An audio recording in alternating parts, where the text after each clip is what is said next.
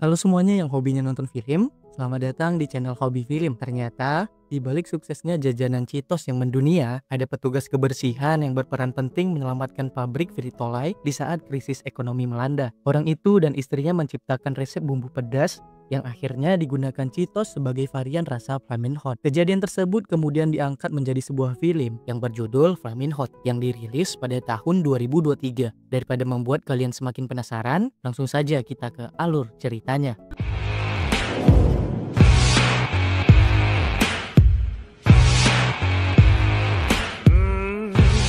Film dimulai dari anak imigran Meksiko bernama Richard Montanes. Tahun 1966, dia dan 8 saudaranya hidup miskin sebagai anak petani anggur di Guasti, California. Ayahnya bernama Facho, seorang pemabuk dan kasar. Saat itu, Montanes berpikir dia adalah anak yang paling beruntung. Dengan tempat bermain melebihi luas Disneyland yang sebenarnya cuma camp kerja. Tapi, saat menginjak usia 10 tahun, dia menyadari tak memiliki apa-apa selain namanya. Keadaannya di sekolah pun tidak lebih baik sampai dia bertemu Judy. Sebagai sesama imigran Meksiko, mereka berdua tidak memiliki teman. Montanes selalu dihina karena warna kulit dan bekal burritonya.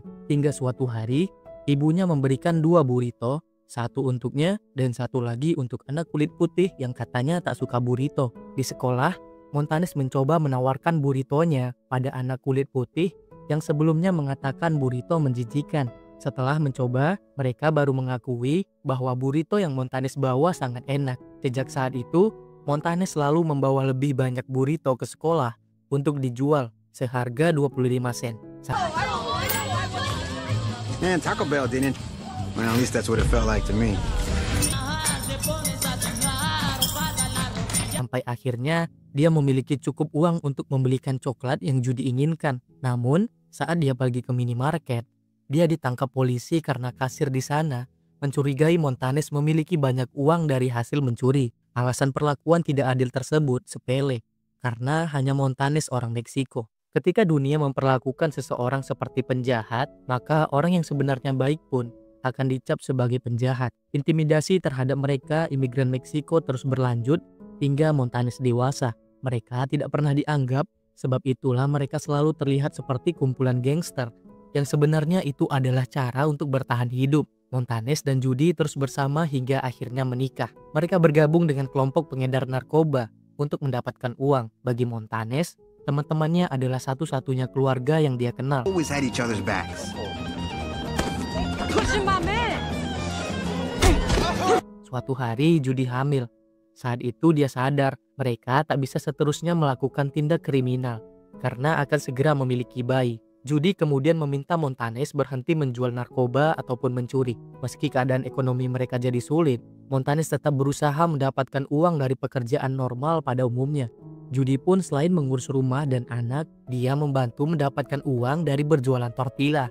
Saking tak punyanya uang, Judy memberikan anaknya susu cair yang hampir habis dicampur dengan air biasa dan merekatkan sol sepatu hanya dengan permen karet.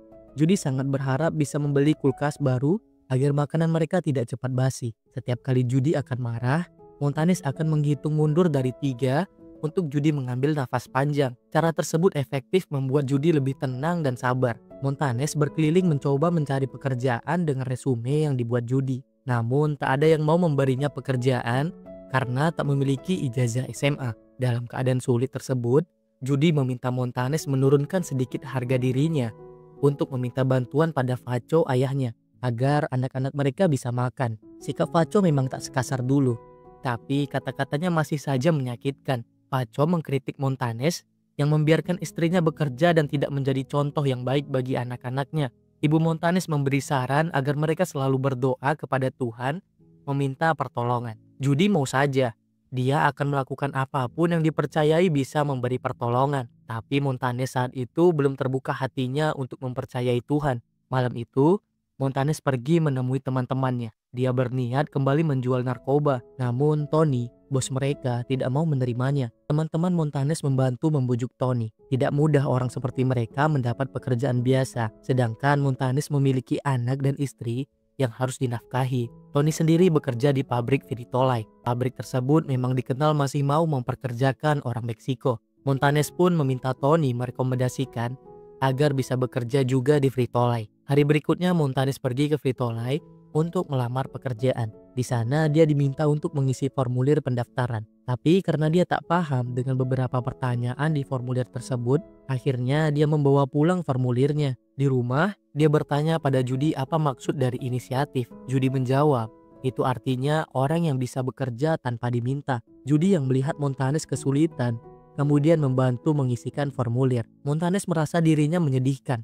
Mengisi formulir saja butuh bantuan istrinya. Beberapa hari kemudian, ketika melakukan wawancara, Montanes sedikit dicurigai karena formulirnya seperti tulisan perempuan. Tapi akhirnya, Montanes ketahuan berbohong. Ronnie, orang yang mewawancarainya, adalah alumni dari SMA yang tertulis di formulir. Montanes memohon agar diterima. Dia berkata dia adalah orang miskin, lapar, dan bertekad. Dia berjanji akan bekerja dengan baik. Montanes pun akhirnya diterima sebagai petugas kebersihan. Itu adalah kali pertama dalam hidupnya memiliki pekerjaan yang sebenarnya. Tugas Montanes yaitu mengepel lantai, mengosongkan tempat sampah, membersihkan mesin produksi dari debu, kotoran, dan minyak yang menempel. Pertama masuk ke dalam pabrik, Montanes sangat kagum. Menurutnya itu seperti kota mesin. Dia sangat senang bisa menjadi bagian dari sesuatu yang besar seperti pabrik. Montanes selalu dikenalkan dengan petugas kebersihan lain yang bernama Nacho. Begitu semangatnya dia bekerja, Nacho sampai heran. Sekedar mencuci saja, menurut Montanes sangat asik karena baru pernah menggunakan pencuci tekanan tinggi.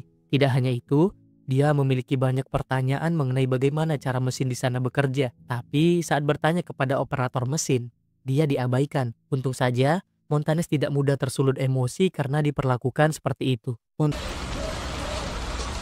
like, how you got a mop to flirt with instead of me, Paco? Nah, just kidding. What'd you think? I had to mind my gangster. Montanes kemudian mencoba berteman dengan salah satu operator mesin berkulit hitam yang bernama Clarence. Ketika dia mulai bertanya tentang mesin, Tony tiba-tiba datang membawanya menjauh. Tony memberitahu kalau mereka tidak boleh berbicara so akrab dengan orang lain seperti saat SMA. Montanes pun mengatakan dia tidak paham maksud perkataan Tony karena tak pernah SMA. Tony lalu memberitahu semua pekerjaan di sana dan jabatannya. Dimulai dari manajer pabrik, manajer lantai, operator mesin, karyawan biasa, dan yang paling rendah adalah petugas kebersihan. Di antara semua operator produksi, Clarence yang paling ahli. Dia sudah 15 tahun mengincar posisi manajer tapi tak pernah bisa. Padahal katanya semua orang di posisi atas belajar dari Clarence. Sebab itulah Clarence agak sensitif jika ditanya soal mesin. Tony mengingat agar Montanes tidak berusaha sok akrab dengan Clarence. Selain karena mereka hanya pekerja keras bawah, mereka juga tidak memiliki kesempatan naik jabatan. Walaupun sudah memiliki pekerjaan, Paco tetap saja merendahkan Montanes. Paco bertanya bisa berapa lama pekerjaan tersebut mampu menafkahi keluarga. Dia juga berkata, Montanes tidak bisa menghabiskan hidup hanya dengan mengepel lantai. Montanes berpikir perkataan ayahnya ada benarnya. Dia jadi ingin berusaha keras untuk mencapai puncak. Dia kemudian membaca tentang Roger Enrico, pemimpin PepsiCo yang membawahi Frito-Lay. Enrico adalah orang hebat yang berhasil menjatuhkan Coca-Cola terlama. Montanes merasa perlu belajar dari orang terbaik untuk mencapai puncak. Jadi, dia putuskan untuk tetap mengajak Clarence berbicara. Ketika dia mencoba menawari Clarence makanan, tanpa basa-basi, Clarence bertanya apa yang Montanes inginkan. Montanes mengatakan dia menghormati pekerjaan Clarence dan bagaimana Clarence belajar sendiri menjadi teknisi. Karena itu, dia ingin Clarence mengajarinya. Montanes memberitahu bahwa ayahnya bukan siapa-siapa, tapi sejak kecil dia diajari banyak tentang reparasi yang membuatnya tertarik dengan mesin. Belajar memperbaiki dan menjalankan mesin membuatnya merasa dia bukanlah orang yang tak berarti. Mendengar Clarence mengucapkan terima kasih membuat Montanes senang. Ketika dia melihat beberapa keripik gosong, dia pikir ada kesalahan pada mesin. Kemudian Clarence memberitahu kalau keripik yang gosong akan diambil dan dibuang. Montanes bergumam, mengapa semua yang berwarna coklat dibuang?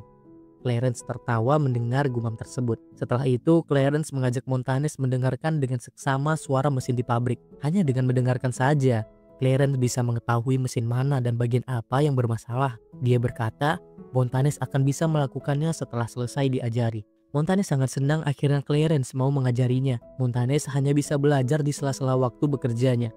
Dia rela berangkat lebih pagi dan pulang lebih lambat agar bisa belajar. Semangatnya bekerja membuatnya menjadi karyawan terbaik di bulan itu. Ketika semua terlihat berjalan lancar, tahun 80 sampai 90-an, krisis ekonomi melanda negara mereka. Bantuan untuk rakyat miskin dikurangi, konsumen cemilan menurun, PHK besar-besaran terjadi di Frito-Lay. Beruntung Montanes masih bertahan di pabrik setelah 8 tahun bekerja di posisi yang sama. Perang cemilan menjadi serius, persaingan ketat, tapi pangsa pasar menyusut. Para petinggi PepsiCo mulai ribut mencari solusi untuk keluar dari kondisi tersebut. Untuk meredam kekhawatiran, Enrico melakukan siaran langsung yang bisa dilihat seluruh pekerja Frito-Lay. Tony mengatakan, siaran seperti itu sering dilakukan, tapi isinya hanya omong kosong perusahaan. Tidak ada yang memperhatikan siaran tersebut selain Montanes. Enrico mengatakan dalam siarannya bahwa saat itu kondisi dunia ekonomi dan pabrik sedang melalui masa sulit, namun selalu ada peluang untuk setiap tantangan. Montanes merasa seolah saat itu Enrico sedang berbicara padanya agar menunjukkan kemampuan dari seorang petugas kebersihan dan menyuruhnya untuk berpikir seperti CEO. Suatu hari, Montanes menjemput anaknya pulang sekolah. Anak pertamanya terluka karena bertengkar dengan temannya yang mengejeknya sebagai orang Meksiko. Montanes memberitahu bahwa orang-orang hanya iri. Orang-orang takkan bisa membuat mereka berpikir mereka lebih rendah, jadi tidak seharusnya malu hanya karena menjadi orang Meksiko. Mereka kemudian pergi ke taman. Di sana mereka membeli jagung bakar dengan bumbu pedas. Anak Montanes yang kecil kepedasan tapi mengatakan suka dengan pedasnya yang enak. Montanes melihat sekeliling dan melihat hampir semua orang makan makanan yang menggunakan bumbu pedas. Mereka pulang membawa banyak cemilan. Montanes memiliki ide membuat bumbu pedas untuk menyelamatkan pekerjaan semua orang. Yang dia butuhkan hanya waktu, bumbu, dan judi. Judi saat itu bertanya bagaimana mereka akan membayar sewa dan bertahan hidup jika melakukan itu semua. Montanes meminta Judy percaya padanya. Kemudian Judy memberitahu bahwa Facho mendapatkan pekerjaan untuk Montanes. Judy ingin Montanes menemui Facho dan sebagai gantinya dia akan melakukan apa yang Montanes minta. Di pabrik, Montanes berbicara pada Clarence agar diizinkan meminta beberapa produk Frito-Lay untuk membuat sampel makanan menggunakan bumbu pedasnya. Dia yakin bumbu yang akan dia buat cocok untuk produk Frito-Lay. Clarence tidak yakin apakah perusahaan akan membuatnya, hanya karena ucapan seorang petugas kebersihan. Montanes berkata seperti burrito yang dia makan saat kecil. Mereka hanya butuh menunjukkan nilainya. Mungkin awalnya tampak tak berharga, tapi setelah mencicipi, orang akan paham. Montanes tahu idenya terdengar gila, tapi apalagi yang bisa dia lakukan. Dia tidak mungkin menunggu kehilangan pekerjaan lalu kelaparan. Setelah mendapatkan izin, Tony dan Chow membantunya membungkus sedikit setiap produk Frito-Lay untuk Montanes bawa pulang. Tibalah hari di mana Montanes mengunjungi ayahnya. Pekerjaan yang ditawarkan nyatanya tak berbeda. Sama-sama menjadi petugas kebersihan. Dan katanya jika beruntung, dia mungkin bisa menjadi kepala pemeliharaan. Montanes mengatakan dia memilih bertahan di Frito-Lay. Facho berkata tidak ada orang yang percaya Montanes di Frito-Lay. Montanes pun mengatakan Facho juga tak percaya padanya. Yang keluar dari mulutnya hanyalah betapa bodoh dan tak bergunanya Montanes. Semua perlakuan buruk yang Montanes dapat sejak kecil tidak mengusiknya. Namun hal yang paling menyebalkan bagi Montanes adalah mendengar suara Facho di kepalanya seakan memukul otaknya setiap hari. Hal tersebut yang membuat Montanes tidak mampu bangkit. Facho mengatakan bahwa dia hanya mau membantu karena saking buruknya Montanes sampai Judy tidak lagi yakin. Mendengar itu, Judy langsung marah. Judy selalu yakin dengan suaminya. Meski tak berpendidikan, namun Montanes orang terpintar yang dia kenal. Judy menyuruh Facho menyelamatkan diri sendiri terlebih dahulu sebelum menyelamatkan orang lain. Montanes dan keluarga kecilnya mulai bereksperimen resep bumbu pedas menggunakan bahan terbaik untuk menciptakan bumbu pedas mereka. Di saat yang sama, Litbang Frito-Lay di Midwest juga sedang bereksperimen menciptakan rasa pedas yang pas dengan bahan kimia. Tapi Montanes percaya bahan-bahan alami lebih berkualitas. Semua jenis cabai dari setiap toko di kota sudah mereka coba. Sampai akhirnya mereka mendapatkan rasa yang mereka mau. Suatu hari, pabrik melakukan PHK besar-besaran lagi. Tony dan Chow termasuk orang yang di PHK. Montanes kemudian memberitahu Lonnie bahwa dia memiliki ide yang bisa disampaikan kepada Enrico. Lonnie tidak peduli. Dia baru saja memecat banyak orang karena kondisi perusahaan sedang tidak baik. Montanes meyakinkan Lonnie kalau kemampuannya lebih dari sekedar membersihkan toilet. Lonnie lalu menjelaskan, biasanya produk baru butuh riset bertahun-tahun, berbiaya jutaan untuk diluncurkan. Jadi mustahil hal seperti itu diciptakan oleh seorang seperti Montanes. Saat malam hari, Montanes diam-diam masuk ke ruangan kerja Loni untuk mendapatkan nomor telepon Roger Enrico. Hari berikutnya Montanes memberanikan diri menelpon ke kantor Enrico. Awalnya sekretaris Enrico bingung. Kenapa ada petugas kebersihan yang mencari petinggi perusahaan? Namun setelah Montanes mengatakan dia punya ide untuk Frito-Lay yang bisa menyelamatkan semua pekerja. Akhirnya sekretaris menyambungkannya pada Enrico. Setelah telepon terhubung, Montanes menjelaskan kalau dia adalah orang Meksiko. Orang Latin sepertinya ada banyak di Amerika Serikat. Dan mereka berbelanja cemilan juga. Tapi mereka melumuri saus sambal tapatio sebelum memakannya. Artinya mereka mengeluarkan lebih banyak uang untuk membeli cemilan dan sambal. Dari situlah dia memiliki ide untuk membuat bumbu pedas sendiri.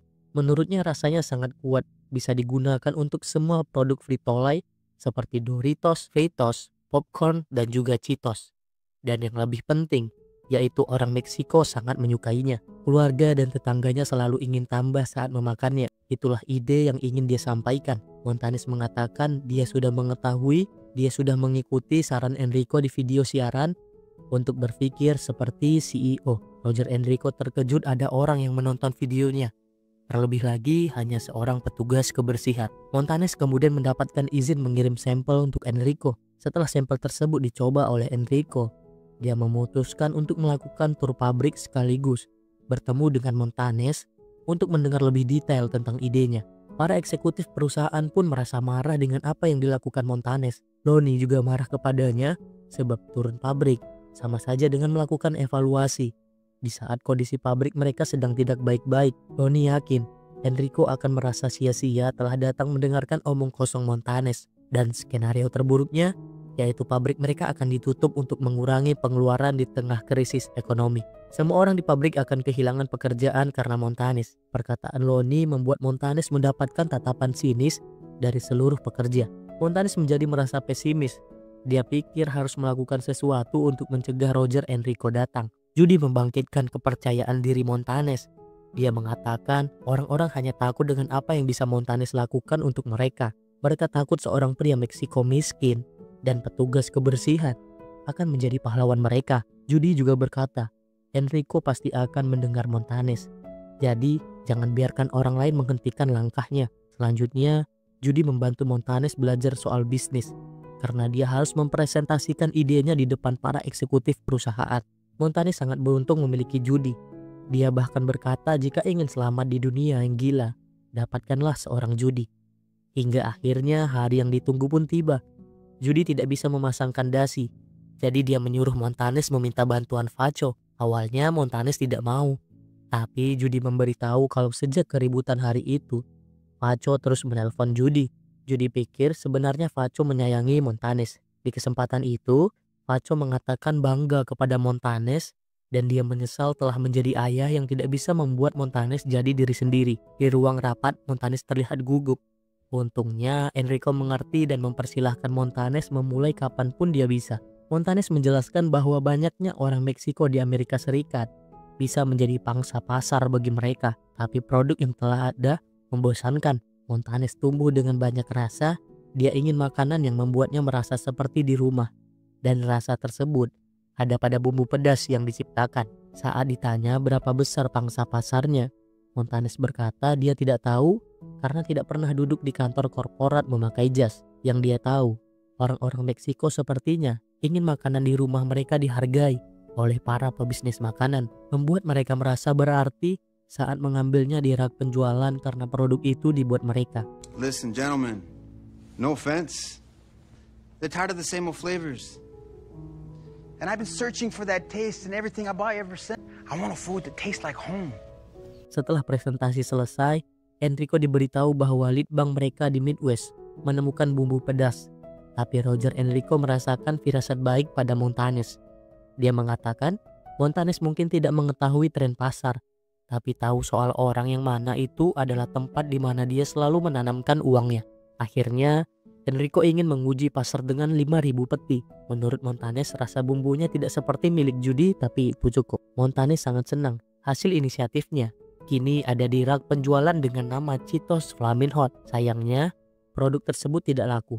Montanes merasa produknya hanya belum lama di pasaran. Lonnie pun meminta tambahan waktu untuk pemasaran seminggu lagi. Montanes tadinya hanya ingin menyerah, tapi Clarence datang membangkitkan keberaniannya, seperti saat dia memutuskan untuk menelpon Roger Enrico pertama kalinya. Saat membicarakan masalahnya itu di rumah, tiba-tiba anak pertamanya memberitahu bahwa yang mereka butuhkan adalah iklan. Produk lainnya memiliki iklan, tapi Cheetos Flamin' Hot tidak. Anak pertamanya memberikan uang tabungan yang dia miliki untuk membuat iklan. Montanes tidak ingin menerima uangnya, tapi dia akan menggunakan ide anaknya. Montanes menemui teman-teman untuk meminta bantuan memasarkan Cheetos Flamin' Hot. Lalu dia mengajak semua pekerja di pabrik bekerja sama, membantu mengeluarkan produk yang tidak laku ke mobil teman-temannya. Dia dan teman-temannya akan mendistribusikan sendiri produk mereka. Montanes meyakinkan semua pekerja bahwa apa yang mereka lakukan itu demi mempertahankan pekerjaan mereka. Lonnie yang tadinya menentang, akhirnya turut membantu. Produk tersebut mereka berikan gratis ke orang-orang sebagai promosi. Dalam sekejap, Cheetos Flamin' Hot meledak di California Selatan. Hey, my son made those.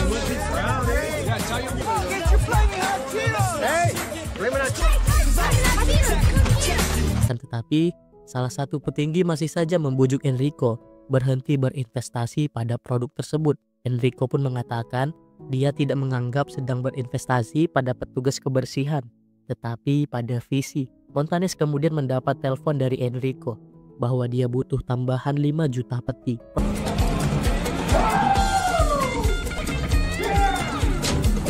Produk besar tersebut membuat seluruh pekerja di pabrik bersemangat. Hingga 6 bulan ke depan, pesanan mereka terus meningkat. Pabrik menambah kembali jumlah pekerja dan Clarence dipromosikan menjadi manajer pabrik. Sebenarnya Montanes juga mengharapkan posisinya berubah, tapi nyatanya tak ada kabar apapun tentang promosi jabatan untuknya. Ketika Lonnie memerintahkannya membersihkan ruangan di lantai 6, dia tidak mau. Dia berkata tidak akan melakukan apapun sampai dapat wawancara untuk posisi yang dia inginkan. Lonnie menyuruh Montanes melakukan saja tugasnya karena itu masih jam kerjanya. Di lantai 6, dia bertemu dengan Roger Enrico yang sudah menunggunya. Ternyata itu adalah kejutan untuk Montanes yang diangkat menjadi direktur pemasaran multibudaya.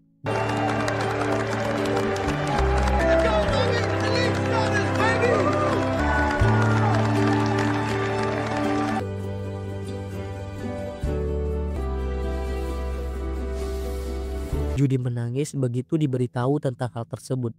Kebahagiaan mereka mungkin tak bisa diungkapkan dengan kata-kata, mengingat semua masa sulit yang mereka hadapi. Montanes tidak pernah merendahkan pekerjaan apapun, sebab yakin mereka bisa membuat takdir sendiri. Montanes dikenal sebagai bapak pemasaran Latin. Dia menjadi pejabat eksekutif di PepsiCo atau Frito-Lay. Kejeniusannya berhasil meluncurkan keseluruhan industri produk pedas. Cheetos Flamin' Hot pun menjadi brand miliaran dolar. Tahun 2019, Montanes pensiun setelah 42 tahun berinovasi dan memimpin. Montanes dan Judy membesarkan 3 orang anak dan hidup bersama selama 48 tahun. Seperti itulah kisah dibalik suksesnya jajanan Cheetos yang mendunia. Ada petugas kebersihan yang berperan penting menyelamatkan pabrik Frito-Lay di saat krisis ekonomi melanda. Terima kasih, jangan lupa like dan subscribe, dan sampai jumpa di alur cerita selanjutnya.